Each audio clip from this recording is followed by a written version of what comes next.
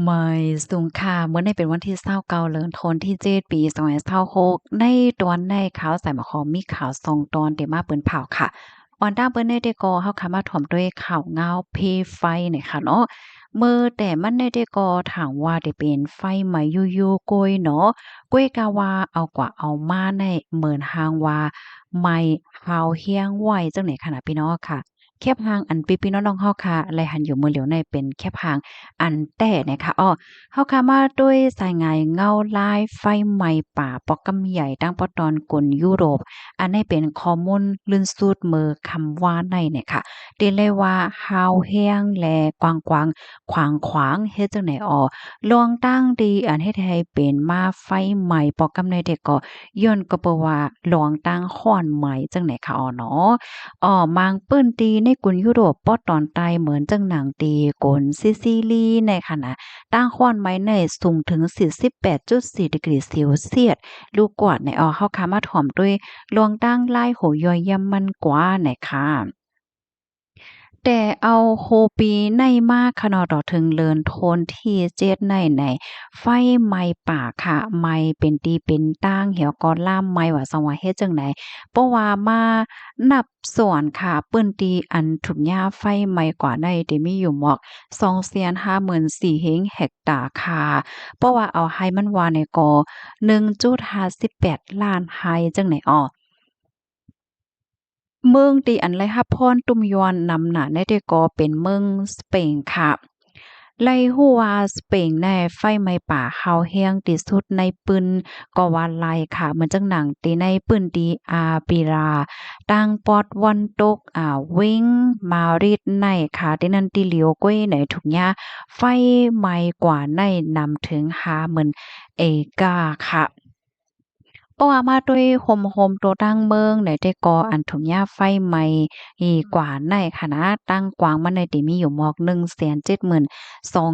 เฮกตาร์จังแน่อะค่ะตั้งฝ่ายลงปองจึงสเปนเนี่ยก็ไล่เปิ้นเผาเงาลายคึกคักค่ะผู้มีปนพ้อนฝ่ายผลิตก็แลสังฝ่ายซึกก็แลสังในไล่ต่อยพักดูไล่เข้าจอยเทียมปันก้นบอนก้นเมืองไล่เอาก้นเมืองในค่ายปลายก็อยู่ดีหลอดเพในอันได้เป็นที่เมืองสเปนค่ะ กำในเฮากามาด้วยเทียงตีหนึ่งอันแห้งและซ้ำเป็นตีฝรั่งเศสนะคะ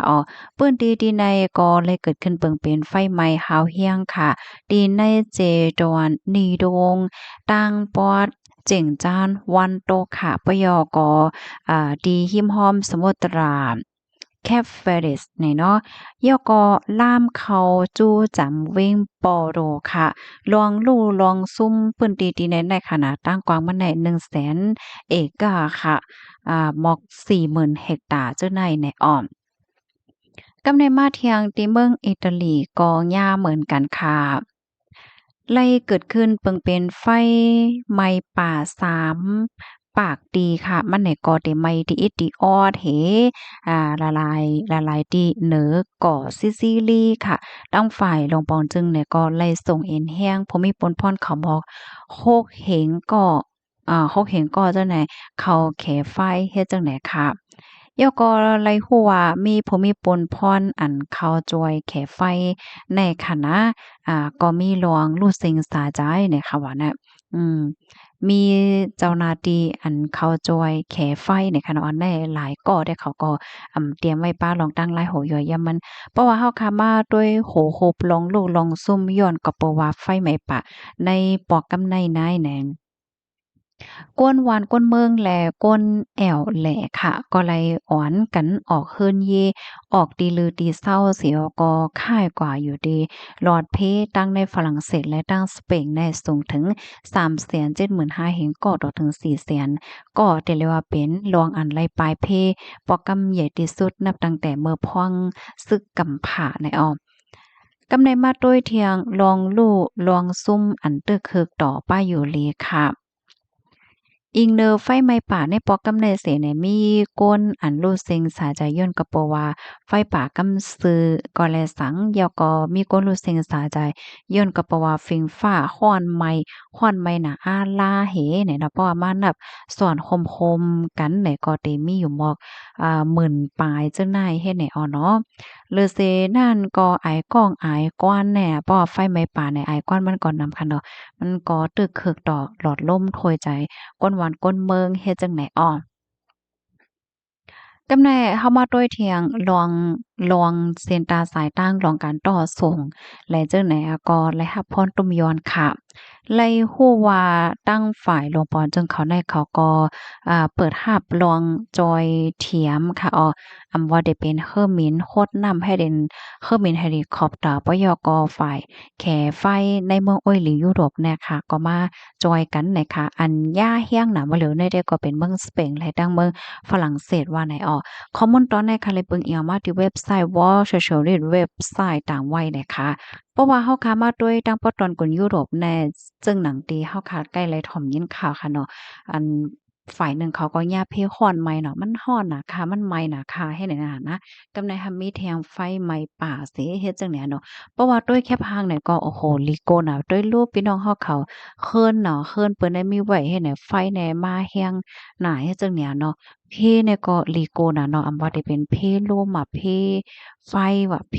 น้ำว่ะจั่งใดเฮ็ดไหนนะแล้วก็ไล่หันโตสัตว์จั่งเนี่ยเนาะก็แล่นปายเอาตัวรอดหั้งไผหั้งมันเฮ็ดจั่งเนี่ยพี่น้องคัดด้วยแอวหันถึงจะหือพวงเนี่ยค่ะเนาะมันก็ว่าอร่อยปะตันในในหนังอะเนาะในหนังในจึงแหละจั่งเนี้ย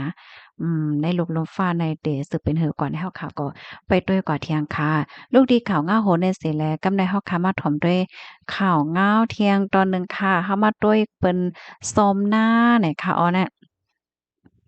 กดซื้อก่อหาร SSPP SSA จอยเทียมการเป้าหมายพี่น้องก้นเมืองในจือเวียงหมาย17เมืองเหยียนเมื่อวันที่24เดือนธันวาคมที่7ปี2026เข้าย่ำกลางใน8โมง